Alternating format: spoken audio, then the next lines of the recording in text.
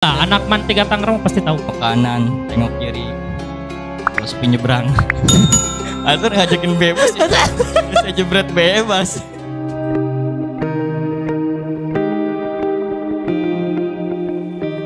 Oke, bismillahirrahmanirrahim. Assalamualaikum warahmatullahi wabarakatuh. Teman-teman, alhamdulillah berjumpa lagi dengan saya selaku pemandu acara podcast Man 3 Tangerang di studio Man 3 Tangerang. Pada kesempatan kali ini kita kedatangan tamu istimewa jauh-jauh dari Cipondoh, salah satu guru di Man 3 Tangerang juga, guru terbaik di Man 3 Tangerang, mungkin bisa dikatakan seperti itu. Kita sambut dengan mesra seperti biasa Pak Wahyu Agam. Yeay. Assalamualaikum Bapak. Waalaikumsalam. Gimana hari ini? Puasanya gimana? Alhamdulillah lancar Pak Ansor. Lancar. Alhamdulillah. Perjalanan dari Cipondoh ke sini? Perjalanan luar biasa. Luar biasa. Luar biasa. Gimana puasa di akhir-akhir nih? Di akhir-akhir ini ada halangan, ada rintangan atau semakin nikmat atau kayak gimana? Musola di rumah Pak Agam gimana? Tarawih nggak? Mungkin sebagaimana biasanya ya, mendekati akhir-akhir Ramadan keramaian itu berpindah Pak Ansor. Tadinya ramainya di masjid, musola, sekarang pindah ke swalayan ya. Orang-orang tuh udah pada mikirin lebaran ya. Udah pada mikirin Idul Fitri. Tapi Pak Agam sendiri gimana? Alhamdulillah sampai saat ini masih lancar. Alhamdulillah. Nah teman-teman, tadi kita udah singgung dikit terkait dengan puasa sama Pak Agam, dan kita sudah di ujung-ujung Pak Agam, di ujung-ujung kita sudah di ujung-ujung Ramadan teman-teman. Ada beberapa hal yang nanti akan kita diskusikan bersama Pak Agam terkait dengan Lebaran nih. Bener gak sih Lebaran Pak Agam? Yang bener tuh seperti apa? Kira-kira Lebaran bener gak sih? Oh, Lebaran ya, berkaitan secara makna ya. Mungkin secara makna kata Lebaran itu kalau kita cari di kamus bahasa Arab gitu ya, itu tidak diketemukan Pak Ansor. Bahasa Arab ya. Lebaran itu nggak ada kayak gitu. Jadi mungkin nanti ya dari guru bahasa Indonesia bisa menjelaskan tuh apa makna Lebaran tuh seperti itu ya. Yang jadi kalau aja yang Pak Agam. Ya, yang mungkin sepengetahuan saya Lebaran itu berasal dari kata Hindu Jawa ya, yang artinya leburan gitu ya, leburan. Tapi kalau di Arab sendiri, Lebaran itu ya kita memaknainya dengan Idul Fitr, seperti itu Pak Ansor. Idul Fitri ya. Idul Fitr. Jadi Idul Fitri. Kalau sebenarnya Lebaran itu mungkin budaya lokal Bapak ya. Bisa dikatakan demikian. Tapi kalau misalkan bahasa agamanya Idul Fitri, bener nggak bahasa pengucapannya? Arabnya Idul Fitr. Idul Fitr. Seperti itu Pak Ansor. Oke. Ini bener gak sih? Udah ngerekat belum? Udah jalan. Lanjut ya. Masih ke Idul Fitr. Ya. Oke, jadi di Arab sendiri, di istilah bahasa Arab sendiri, mungkin ya jelas nggak ada Lebaran gitu kan. Lebaran itu cuma budaya kita, budaya Ya, Indonesia, betul. budaya lokal. Tadi Pak Agam menyinggung sedikit terkait dengan Idul Fitr. Fitri. Nah, makna Idul Fitri sendiri apa Pak Agam? Oke.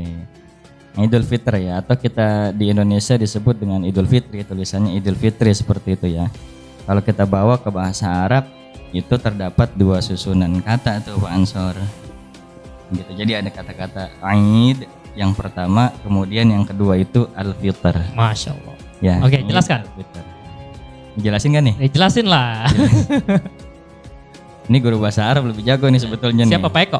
Pak Eko lah. Ya. Saya tipis-tipis aja nih Pak Ansor. Oke. Ya, jadi Aid itu hari raya.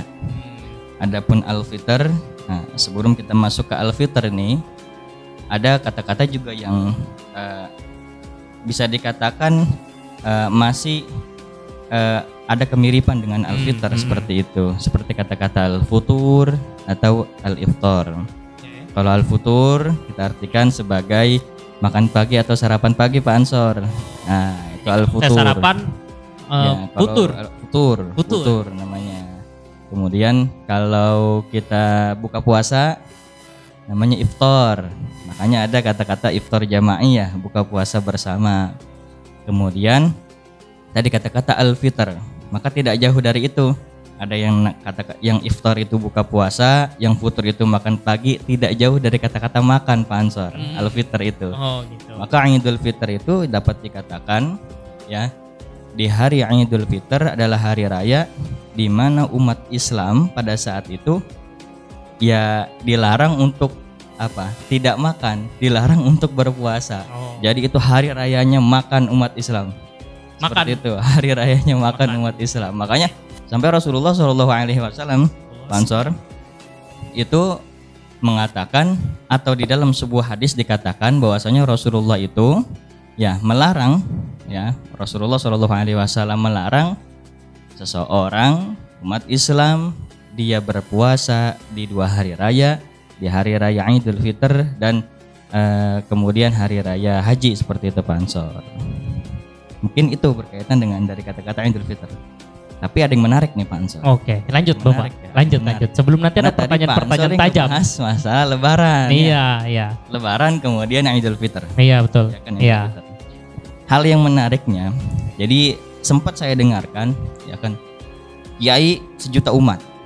Ya, siapa itu? almarhum Kiai sejuta umat, Kiai Haji Zainuddin MZ. Nah, saya dengarkan beliau pernah bilang, semua orang bisa lebaran. Semua orang bisa lebaran dan bebas lebaran, ya kan? Tetapi tidak semua orang bisa mendapatkan Idul Fitr. Atau tidak semua orang bisa merayakan Idul Fitr. Ternyata Pak Ansor, setelah kita cari, ya, ada kitab namanya Tartibul Amali namanya. Di dalam kitab itu namanya kitab Tartibul Amali. Ternyata kata-kata Idul Fitr yang sering kita kenal di dunia ini atau Idul Fitri, ternyata di langit namanya beda Pak Ansor. Wah, beda ya. Apa itu Pak Gam? Katakan di langit wasumiya dzalika fis sama yaumul jaizah. Oke, jelaskan. Oke.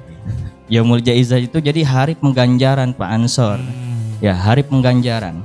Nah, Jadi di hari itu orang-orang yang puasanya imanan wahtisaban diganjar oleh Allah Subhanahu wa taala dengan pahala yang spesial dari Allah. Makanya di hadis qudsi itu dikatakan fa innahu li wa ana ajzi bihi. Jadi untuk pahala puasa ini spesial dari Allah. Karena innahu li, puasa itu untukku. Ya, kata Allah puasa itu untukku di dalam hadis qudsinya wa ana ajzi bihi. Dan ganjaran yang spesialnya langsung dari Allah Subhanahu wa taala. Begitu Pak Ansor ya. Jadi ya saya sedikit mengimani kata-kata yang disampaikan oleh tadi Kiai Haji Zainuddin MZ yang mengatakan setiap orang bebas lebaran, ya kan? Tetapi mungkin hanya sebagian orang yang dapat merasakan kenikmatan dan indahnya Idul Fitri, yaitu mereka yang puasanya dan qiyam Ramadannya imanan wahtisaban. Mungkin seperti itu Pak Ansor. oke, jadi Idul Fitri dan Lebaran. ternyata istilah Idul Fitri sendiri ada istilah tersendiri bagi penduduk langit, bisa dikatakan seperti itu ya. Yang Ya, tadi sudah betul. dijelaskan oleh Pak Agam. Nah, tapi kan kalau misalkan kita lihat realitas sekarang Pak Agam, atau banyaklah di kalangan masyarakat juga menyinggung bahwa Idul Fitri itu kembali lagi ke hal yang suci gitu, hal yang bersih gitu. Nah, menurut pandangan secara bahasa, secara siroh mungkin, atau secara agama Islam itu sendiri seperti apa Bapak? Mohon dijawab. Baik Pak Ansor, ya pendapat seperti itu juga kita dapati di kalangan masyarakat ya Pak Ansor ya. Jadi memang itu kita berangkat dari bulan Ramadan sendiri, di mana Ramadan berarti rahmat yang artinya membakar. Jadi dimaksudkan dari bulan Ramadan itu dia membakar dosa-dosa kita, dia membakar nafsu buruk kita, sehingga ketika kita masuk ke 1 Syawal atau Idul Fitr, kita menjadi orang yang fitrah. Ya, kita menjadi orang yang kembali suci, sebagaimana setiap orang dilahirkan itu dalam keadaan suci. Ya, dikatakan kullu mauludin yuladu 'alal fitrah. Jadi setiap yang lahir itu dilahirkan dalam keadaan suci. Jadi perkataan tersebut tidak salah dan memang begitu harapan kita.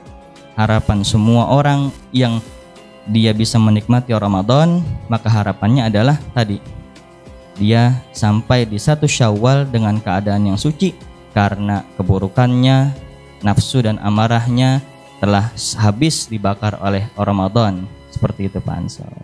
Oke, jadi itu ya teman-teman. Nah, sekarang pertanyaan selanjutnya adalah apakah orang setelah melaksanakan puasa selama 1 bulan penuh, ini yang kita bicara normatif ya, enggak kita berbicara wanita-wanita yang haid atau yang punya halangan lain gitu. Tapi kita bicara orang-orang yang normatif, yang dia sudah melaksanakan 1 bulan penuh Bapak selama puasa gitu kan.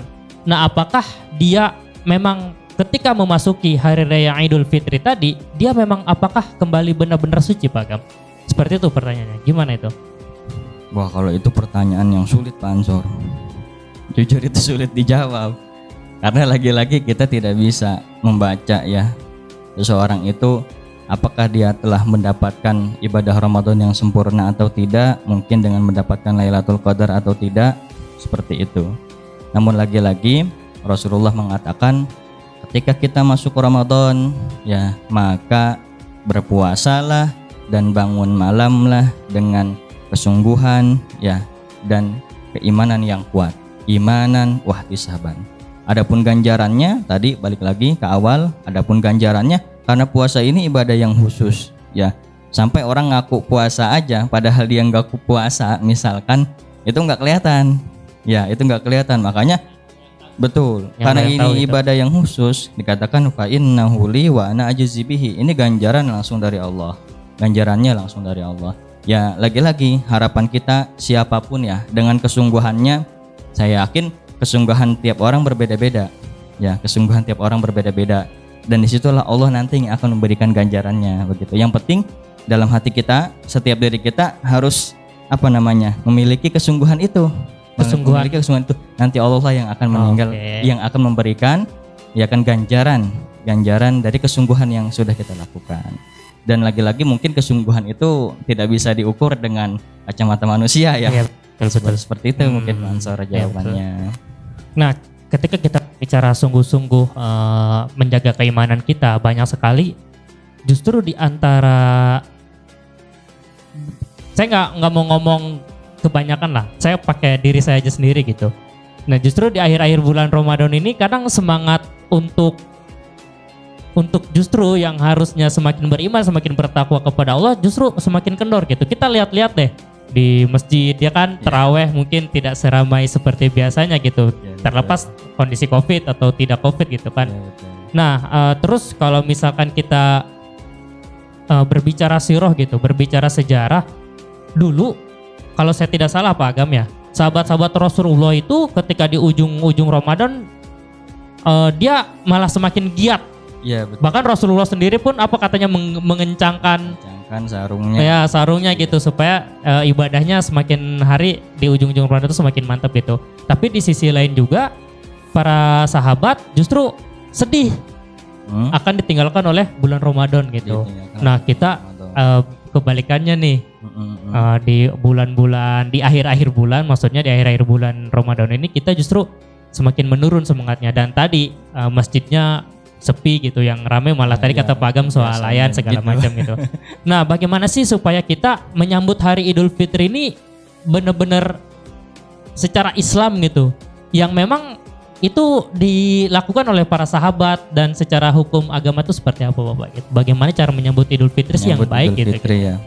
Iya, saya bahas yang tadi dulu tuh, yang pertama berkaitan dengan mungkin di jamaah di masjidnya itu pindah. Ya, jamaahnya pindah lokasi ke mall. Iya, betul. Iya. Gitu. Ya mungkin untuk kita, mungkin di antara kita juga ada yang seperti itu ya Pak Ansor ya. Jadi kadang kalau udah akhir-akhir begini, udah mulai jadi nyari baju baru tuh. Udah beli baju baru Pak Ansor. Ya, udah mulai nyari baju baru. Ya, tapi lagi-lagi kita harus husnuzon, dan orang-orang yang mungkin setelah sholat Isya kemudian ya enggak jamaah di masjid, mereka sholat tarawih seperti itu ya kan, kita harus husnuzon bahwasanya mereka ini nanti setelah pulang dari mungkin mencari baju, malam-malamnya itu sholat. Ya, malam-malamnya sholat. Itu konsep husnuzon ya? Ya, husnuzon. Konsep husnuzon ya. Iya. Dan saya rasa seandainya kita pun seperti itu, maka kita juga jangan sampai kita melewati, apalagi kita udah di 10 malam terakhir. Iya. Pak Ansor. Yang ada Lailatul Qadar. Malah Rasulullah SAW itu menyuruh ya kan, taharrau Lailatul Qadri fil witri minal ashril awakhir. Jadi artinya ya, jadi Rasulullah itu memerintahkan kita untuk apa? Untuk mencari ya kan Lailatul Qadar itu pada malam-malam ganjil di 10 malam terakhir. Artinya 10 malam terakhir ini ada di sana Lailatul Qadar.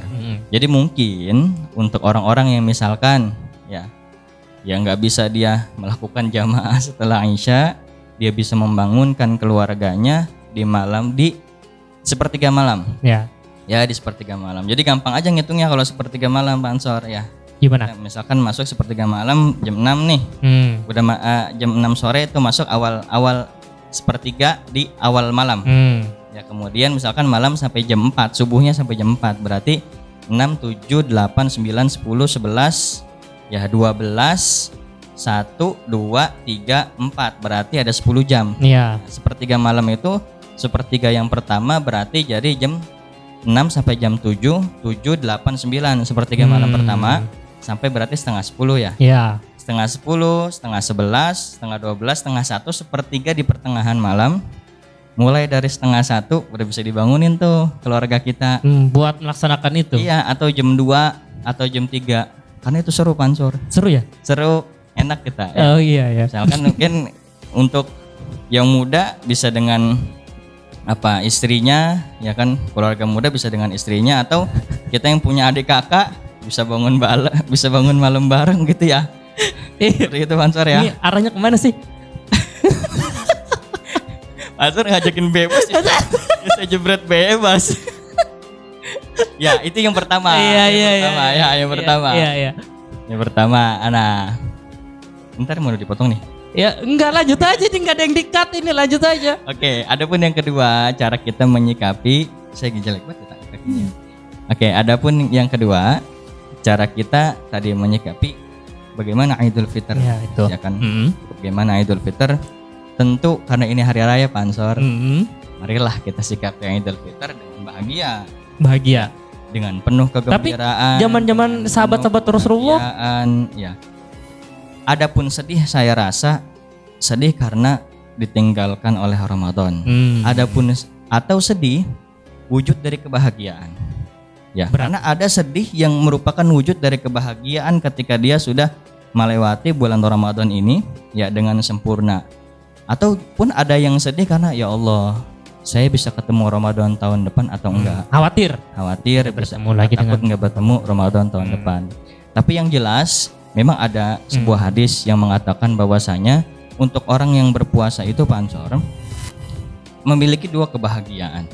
Jadi lis-shaimi farhatun 'indal fitr wa farhatun 'inda liqa'i rabbih. Jadi ada dua kebahagiaan. Kebahagiaan pertama untuk orang yang berpuasa itu yaitu kebahagiaan ketika al-fitr. Al-fitr dapat diartikan berbuka puasa. Yang jelas orang kalau buka puasa meskipun itu air putih Pansor, betul. Rasanya udah nikmat ya. Nikmat banget Bapak. Meskipun air putih doang. Kemudian atau juga dapat diartikan Idul Fitr. Ya, orang pasti bahagia ketika masuk Idul Fitr. Makanya matahari di 1 Syawal itu, matahari pagi di 1 Syawal memiliki ceritanya tersendiri. Waduh, kenapa jadi baper gini? Bahasanya seperti itu ya. Iya. Nah, kemudian farhatun 'inda liqa'i rabbi, kebahagiaan ketika bertemu dengan Tuhannya. Oleh karenanya, dalam sebuah hadis juga ya, terlepas dari kualitas hadis ini seperti apa, seperti itu. Jadi ada di dalam suatu hadis dikatakan bahwasanya sahabat Abu Bakar datang ke rumah Rasulullah SAW. Di situ ada Sayyidatuna Aisyah. Ya, kemudian dikisahkan ada jariyatan. Jadi ada dua budak sedang bersenandung ria. Sahabat Abu Bakar mungkin sedikit marah dengan mengatakan, nyanyian setan macam apa yang ada di rumah Rasulullah. Pada saat itu memang sedang Idul Fitr. Iya. Kemudian Rasulullah SAW mengatakan kepada sahabat Abu Bakar, wahai Abu Bakar, setiap umat itu punya hari rayanya, dan ini adalah hari raya kita. Dan ini Idul Fitr ini adalah hari raya, hari gembiranya umat Islam. Maka ya bergembiralah kita. Namun sewajarnya jangan sampai nanti kegembiraan kita malah merusak suasana di keluarga lain, atau kegembiraan kita malah nanti mengganggu orang lain. Kegembiraan yang paling baik ketika kita masuk Idul Fitr apa? Yaitu kita bertakbir. Makanya dikatakan walitukmilul iddata walitukabbirullaha ala ma hadakum wa la'allakum tashkurun. Ya, jadi sebagai wujud rasa syukur kita apa? Takbir. Allahu akbar. Allahu akbar. La ilaha illallah wallahu akbar. Allahu akbar walillahil hamd. Oke. Kayaknya rindu Pak Ansor ya. Bentar lagi. Padahal bentar lagi. Iya, bentar lagi insyaallah. Masya Allah. Mudah-mudahan kita sampai kepada kebahagiaan betul. itu Pak Ansor dengan bertakbir ya. Takbir bisa dilakukan di mana saja, nggak mesti di masjid, di rumah dengan keluarga. Mari kita bertakbir. Mungkin seperti itu Pak Ansor. Oke, jadi justru kita harus berbahagia ya, karena hari raya Idul Fitri itu adalah hari raya kita agama Islam gitu. Jadi tapi bahagianya tadi ada batasannya teman-teman, bahagianya tidak sampai merugikan orang lain, tidak boleh juga berlebihan gitu. Tetap marilah kita berbahagia, namanya juga hari raya. Iya, hari raya gitu. Nah, tapi gini Pak Agam ya, kalau misalkan kita lihat realitas kita di masyarakat, apalagi lingkungan kita yang masih muda gitu, justru hari raya Idul Fitri itu dirayakan bukan bertakbir, kadang-kadang berlebihan gitu. Kadang-kadang berlebihan, bergadang sampai ujung-ujungnya punten ini mah ya, mohon maaf gitu. Ada lah beberapa orang yang dia bergadang gitu. Dan sholat subuh berjamaah itu tertinggal gitu Pak Agam. Nah, jadi bagaimana sih caranya supaya Idul Fitri yang kita rasakan beberapa hari yang akan datang itu jauh lebih bermakna, khususnya nih bagi teman-teman keluarga Mantiga Tangerang yang notabene masih muda-muda, masih remaja-remaja gitu Pak Agam. Nah, tolong dijawab Pak Agam. Baik, menjadikan Idul Fitri menjadi lebih bermakna. Nah, betul, khususnya bagi yang kita lah yang masih muda-muda gitu. Tentu setiap ibadah kita inginkan itu menjadi lebih bermakna betul, gitu Ansor. Betul ya. Yang pertama buat saya, jadikan ibadah itu sebagai nikmat. Ya, jadi nikmati ibadah sebagai sebuah nikmat. Ini penting. Kita menikmati ibadah sebagai sebuah nikmat, artinya di sana artinya di alam yang sudah berbeda dengan kita, diceritakan banyak sekali orang-orang yang ingin melakukan apa yang seperti kita lakukan dalam hal beribadah di dunia ini, baik itu sholat ya, ataupun bersodakoh dan ibadah-ibadah lainnya. Jadi ketika kita ingin menjadikan ya ibadah kita lebih berkualitas, kita jadikan ibadah itu sebagai semua nikmat. Jadi nikmati ibadah sebagai sebuah nikmat. Adapun yang berkaitan dengan momen Idul Fitri ini Pak Ansor ya. Iya betul Bapak. Berkaitan dengan momen Idul Fitri, maka kita melaksanakan sholat Idul Fitri tentunya ya dengan sunnah salatnya. Nah, jadi perlu diketahui juga nih keluarga Mantiga, khususnya anak-anak. Kalau guru-gurunya saya yakin udah tahu semua. Ya. Iya. Ini khususnya anak-anak ya. Jadi sebelum kita sholat Idul Fitri ya, sebelum kita sholat Id, alangkah baiknya kita dandan terlebih dahulu, mandi dulu ya, tentunya untuk yang laki-laki ya, biar tampan ya. Untuk yang perempuan sewajarnya, jangan sampai orang-orang semuanya berpaling matanya ke dia. Waduh. Nah, itu malah nanti niatnya berbeda, bisa itu menimbulkan fitnah. Betul nanti. Ya. Laki-laki mandi dulu ya, tadi kata Pak Ansor begadang-begadang ya, pokoknya kalau udah jam sebelum subuh udah mandi, udah siap tadi merayakan kemenangan ya. Betul ya. Kemudian juga tadi berhias. Kemudian sebelum kita berangkat ke masjid ya, atau berangkat ke lapangan untuk sholat ya, alangkah baiknya kita sarapan terlebih dahulu, karena itu juga sebagaimana yang dilakukan oleh Rasulullah SAW. Nah, dan satu lagi yang penting, memanfaatkan momen Idul Fitri, memanfaatkan momen kebersamaan. Di situ ketika kita bertemu dengan sahabat kita, bertemu dengan keluarga kita, maka di situ kita saling mendoakan, di situ kita saling memaafkan. Minal aizin wal faizin gitu. Ini penting. Aduh. Ini penting sekali nih ya. Kadang kita kalau ketemu, ya kan langsung simple kan? Ya. Minal aizin wal faizin, Bro. Faizin. Nah gitu. Di WA pun kadang-kadang kan kayak gitu Bapak. Ya, kita ketemu sama orang minal aizin wal faizin. Ya, saya tulisannya kadang suka bacanya begitu tuh. Nah, ini mungkin harus untuk keluarga Mantiga, terkhususnya siswa-siswanya, siswa-siswinya ya. Jadi bahasanya itu yang betul ya, sesuai dengan kaidah bahasa Arab. Itu minal aidin pakai dal, minal aidin wal faizin zai wal faizin betul. Mantap. Minal aidin wal faizin. Nah, dari sini ini sebetulnya doa Pak Ansor ya. Ini doa, kita berharap semoga ya kita semua nih yang menggapai Idul Fitr, yang kita sampai finish ya dari ibadah Ramadan kita, kita kembali ya kembali menjadi orang-orang yang fitrah wal faizin dan orang-orang yang menang. Iya betul seperti itu. Karena tadi orang-orang yang ibadahnya memang imanan wahtisaban, mereka juga dikatakan orang-orang yang menang. Atau memang ada di sebuah hadis meskipun kualitas hadisnya lemah. Tapi ya. Boleh dipakai. Oke, kita mungkin sedikit demi sedikit ya kita jelaskan berkaitan hadis yang lemah boleh dipakai atau enggak. Ya, karena dari tadi kita udah ngomongin hadis juga nih. Nah iya. Mungkin di hadis-hadis tersebut ada yang lemah juga. Ya ini soalnya ini anakman Bapak. Anakman tuh kritis soal masalah-masalah begini. Apalagi Pak Ansor nih, iman Masya Allah ya. Lebih kritis lagi ya. Oke, berkaitan memang ada hadis ketika seorang sahabat bertemu Rasulullah SAW, kemudian berkata kepada Rasulullah di hari Idul Fitr, taqabbalallahu minna wa min. Atau kita sering dengar taqabbalallahu minna wa minkum. Nah, ya, minkum. Itu tinggal diganti domirnya aja ya. Kemudian Rasulullah SAW bersabda, au kama qala Rasulullah, dikatakan taqabbalallahu minna wa min. Jadi diawali dengan kata-kata na'am. Na'am, taqabbalallahu minna wa min. Nah, diawali dengan kata-kata na'am. Artinya apa? Di situ saling mendoakan. Ya, semoga Allah itu menerima apa yang telah kita lakukan di bulan Ramadan dari ibadah-ibadah kita. Ya. Baik ibadah yang kita lakukan maupun ibadah yang dilakukan oleh saudara kita. Makanya ketika Idul Fitr kita bilang taqabbalallahu minna wa minkum, seperti itu. Nah, namun hadis ini sebetulnya sedikit bermasalah karena ada seseorang yang bernama Muhammad bin Ibrahim Asy-Syami. Ya, Muhammad bin Ibrahim Asy-Syami. Imam Az-Zahabi mengatakan bahwasanya seseorang yang bernama Muhammad bin Ibrahim Asy-Syami ini sebagai seseorang yang dituduh atau ditengarai berbohong, Pak Ansor. Jadi hadis kalau ada di situ perawinya yang ditengarai, di sanadnya itu ditengarai berbohong, maka hadisnya bisa menjadi hadis maudhu, atau minimal banget kalau orangnya munkar, hadisnya munkar. Artinya hadisnya nggak bisa dipakai, begitu Pak Ansor. Ya. Jujur otak saya nggak nyampe teman-teman. Ya, tapi oke lah kita terima dulu aja teman-teman. Hadisnya nggak bisa dipakai. Ya. Wah, kok gimana nih? Ya kan?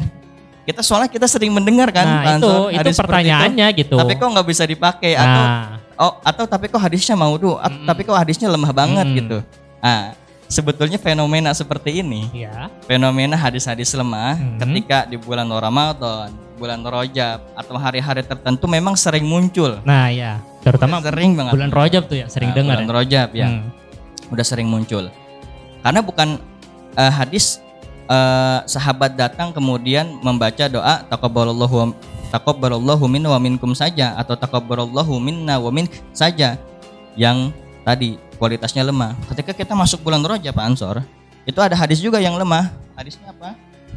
Hadisnya yang lemah itu Allahumma barik lana fi Rajab wa Sya'ban wa balighna Ramadan. Ini hadisnya juga lemah. Di situ ada perawi yang namanya Ziyad An-Numairi dan Zaidah bin Abi Ar-Raqad. Ditengarai juga munkarul hadis. Ya, hadisnya lemah juga. Nah, namun memang para ulama mengatakan seandainya hadis itu lemah, hadis itu masih bisa digunakan selama hanya untuk fadailul a'mal. Fadilah saja, ya, untuk fadilah menambah keutamaan di dalam beribadah. Tetapi tidak boleh berkaitan dengan halal dan haram. Halal dan haram rujukannya nggak boleh pakai hadis yang dhaif seperti itu. Karena halal dan haram berkaitan dengan hukum. Iya, betul. Seperti itu. Kemudian hal-hal yang gaib juga jangan, ya. Karena hal-hal yang gaib berkaitan dengan Islam, Rasulullah yang tahu. Kalau hadisnya lemah, bagaimana cara mengujinya? Ya, seperti betul. Itu. Nah, satu lagi, ketika kita ingin menggunakan hadis ini, taqabbalallahu minna wa min, atau doa Allahumma barik lana fi Rajab wa Sya'ban wa balighna Ramadan, harus diyakini di dalam hati kita bahwasanya hadis ini tidak benar-benar berasal dari Nabi. Atau meyakini hanya misalkan, oh Nabi pernah ngomong ini, tapi jangan sampai meyakini hadis ini benar-benar seperti hadis sahih atau hadis mutawatir yang datangnya dari Nabi. Nah, karena nanti kalau kita belajar mustalahul hadis, ada macam-macam nama-nama hadis. Ada yang namanya hadis, ada yang namanya asar, ada yang namanya khobar. Ada yang perkataan Nabi, ada yang perkataan sahabat, ada yang perkataan tabi'in. Iya. Nanti diuji lagi kualitas-kualitasnya. Mungkin itu anak agama tuh. Tahu ya? Anak agama tuh belajar. Jelas lah, itu anak tuh. Man 3 Tangerang pasti tahu. Ya, insya Allah. Makanya di sini ya kita kasih tahu nih, ya kita berbagi ilmu. Bahwasanya boleh kita menggunakan hadis yang dhaif selama itu dalam fadhailul a'mal. Seperti Allahumma barik lana fi Rajab. Meskipun itu hadis dhaif, kita selalu berdoa. Saya pun selalu berdoa itu, gitu. Dan juga nanti kita masuk ke Idul Fitr sama kita berdoa. Apa? Doain saudara kita dengan taqabbalallahu minna wa min. Kita salaman, taqabbalallahu minna wa min. Atau kalau nggak boleh salaman karena protokol kesehatan, Iya. jadi gini, taqabbalallahu minna wa min. Atau habis salaman pakai hand sanitizer dan lain sebagainya. Itu Siap. teknis lah ya. Oke, itu protokol kesehatan Iya, teman-teman. betul. Oke, lanjut Bapak. Tadi menarik tuh. Tapi kalau Pak Agam sendiri itu lebih condong yang menggunakan yang mana? Tadi kan kalau misalkan kalau saya nggak salah menyimpulkan ada dua yang minal Minal a'idin. a'idin wal faizin taqabbalallahu minna wa Nah, minkum. Pak Agam sendiri dari kedua itu lebih condong lebih sering menggunakan yang mana deh? Bebas aja ya. Bebas Jadi aja. saya enggak minal a'idin wal faizinnya, enggak taqabbalallahu minna wa minkumnya yang lebih saya unggulkan. Karena memang hadis sahihnya yang mengatakan seperti itu kita tidak ketemukan. Artinya kita bebas dikasih pilihan. Tapi kalau misalkan ada orang Jadi yang gini, oke, lanjut ini dulu deh. penting nih Ya, berkaitan lanjut dengan dulu deh. hadis. Iya. Berkaitan dengan hadis ya. Jadi tidak ada hadis sahih yang mengatakan demikian. Itu berarti ya kan juga tidak berarti kita dengan serta-merta langsung dilarang. Karena juga tidak kita ketemukan hadis sahih yang melarang demikian. Oh, Nah, itu penting. iya. Jadi betul. jangan-jangan saya takutnya gini nih. Hmm. Oh nggak ada hadisnya tuh. Hmm. Bid'ah tuh jangan gitu. Ya kita lihat dulu. Kita lihat dulu ada hadis yang melarangnya apa enggak. Iya, iya. Kalau enggak dilarang, kemudian tapi ada hadis yang dhaif mengatakan demikian, sementara itu kawasannya di kawasan fadhailul a'mal, silahkan gunakan. Saya kalau masuk bulan Rajab doanya Allahumma barik lana fi Rajab wa Sya'ban wa balighna Ramadan. Saya malah untuk Allahumma barik lana fi Rajab wa Sya'ban wa balighna Ramadan itu udah nulis tebal pansor segini malah. Yaitu tugas akhir saya Allahumma barik lana fi Rajab wa Sya'ban wa balighna Ramadan. Pantas Bapak ngomongnya pas sekali umur urusan itu ya. Ya, berkaitan dengan itu ya. Iya. Tahu kalau yang lain ya. Iya, iya. Ya, tapi ya disitulah kita penting memahami hadis seperti itu. Ya. Makanya guru kami itu memiliki kitab yang namanya At-Turuq As-Sahihah fi Fahmi Sunnah An-Nabawiyah, yaitu cara benar memahami hadis. Oke. Itu kalau ngomongin hadis panjang Pak Ansor. Ya, Itu betul. salah satu contoh, dua contoh Ya. hadis dhaif yang silahkan digunakan selama di dalam hati kita tidak benar-benar meyakininya Bahwa bahwa itu Rasulullah benar-benar berbicara bersabda seperti itu. seperti itu. Mengucapkan Oke. Berarti kalau misalkan tadi saya ingin nyambung lagi tuh. Kalau misalkan ada yang mengucapkan dua hal tadi ke Pak Agam jawabnya seperti apa? Ya, sebagaimana di hadisnya Dibalikin lagi kayak gitu. bisa dibalikin lagi jadi na'am taqabbalallahu minna. Atau kalau lagi males Amin. amin gitu nggak apa-apa. Amin boleh. Artinya dia berdoa untuk kita atau ya, dia berdoa untuk kita dan untuk dirinya. Kita amin, oke. Tapi kalau doanya pakai bahasa Indonesia aja boleh nggak sih? Boleh dong. Boleh ya? Boleh dong. Boleh. Iya. Pahalanya Karena, lebih banyak mana tuh sama bahasa Arab? ada banyak cara untuk dekat kepada Allah. Ya. Gitu ya. Mungkin orang yang nggak bisa bahasa Arab ya silahkan menggunakan bahasa Indonesia ya. Semoga Allah memberkahi atau apa kira-kira kalau bahasa Indonesia apa sih biasanya? Karena Ya. kayaknya kita sering minal aidin wal faizin aja Ya, ya. selamat hari raya Idul Minal Fitri. aidin wal faizin, selamat hari raya Idul Fitri boleh bebas. Semoga cepat dapat istri. Artinya kita mendoakan ya. Mendoakan saudara kita seperti itu. Untuk siapa tuh? Ya, yang belum nikah lah maksudnya. Saya mah udah. Alhamdulillah. Gitu. Kalau dulu saya masih bisa ngeledekin itu ya. Ya, sekarang saya enggak Bapak. Alhamdulillah udah nikah saya.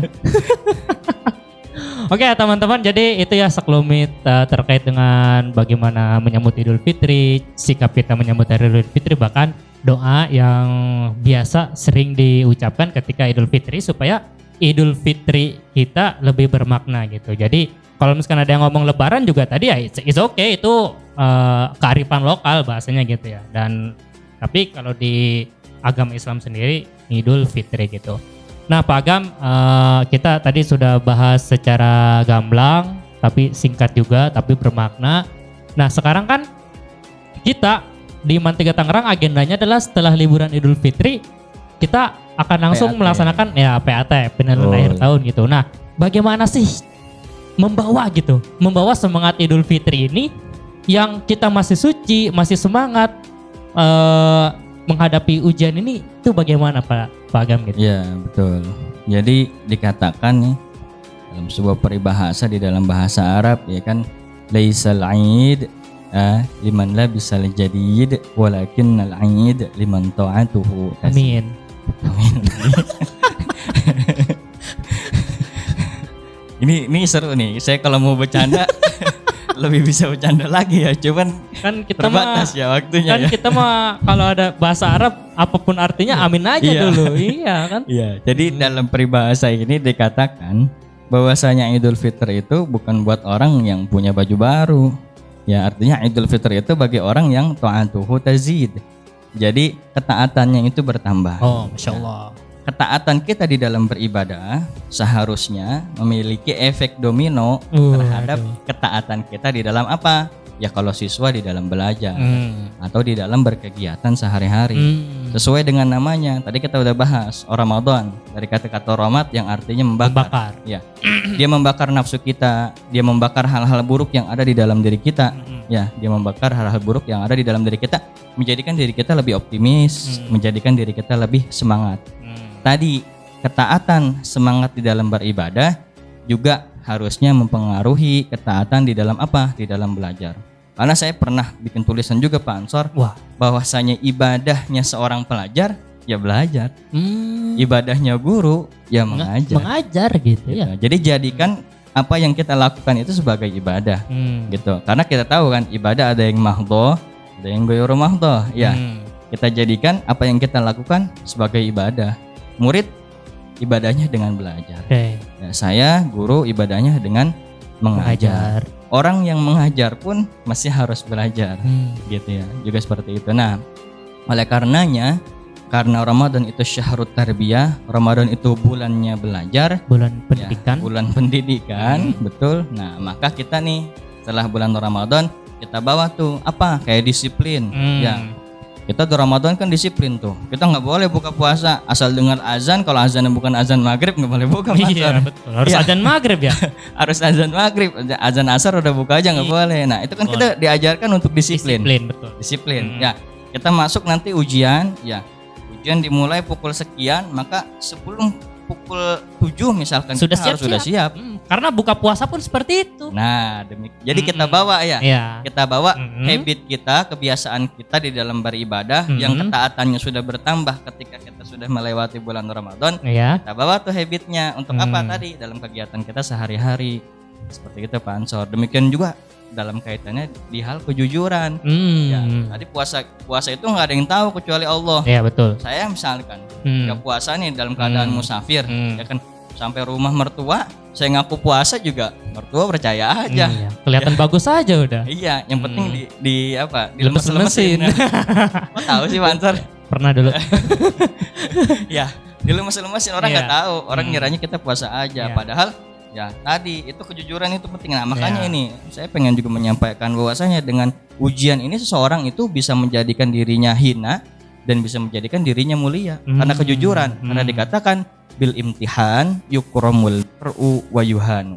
Jadi dengan ujian itu orang tuh bisa mulia yukramul mar'u atau hina au yuhanu, seperti itu Pak Ansor. Nah bisa dikatakan mulia seperti apa? Bisa dikatakan hina juga seperti apa? Itu kan harus. Iya, jadi ketika dia disiplin, ketika dia jujur dalam mengerjakan soal ujian, maka di situ dialah akan menjadi orang-orang yang mulia. Dia akan menjadi orang-orang yang mulia. Makanya dikatakan juga di dalam peribahasa bahasa Arab lagi ya. Waduh. Entah mengapa banyak peribahasa. Mungkin banyak apa namanya itu? Banyak waktu kosongnya. Gitu. Ya, banyak waktu kosongnya jadi wah ini peribahasa bagus nih. Seperti itu ya. Katakan juga jadi al-i'timad ala nafsi asasun najah. Apa itu? Ya, jadi kita berpegang teguh kepada pendirian kita, ya, enggak lihat sana sono, kan dalam ujian kan tengok kanan, tengok kiri. Kalau sepi nyebrang. Ngelawak lagi. Enggak gitu ya. Ya dalam ujian itu artinya kita fokus, ya kan, kita sungguh-sungguh, kita berpegang teguh kepada pendirian kita, nggak contek, artinya kita jujur, asasun najah.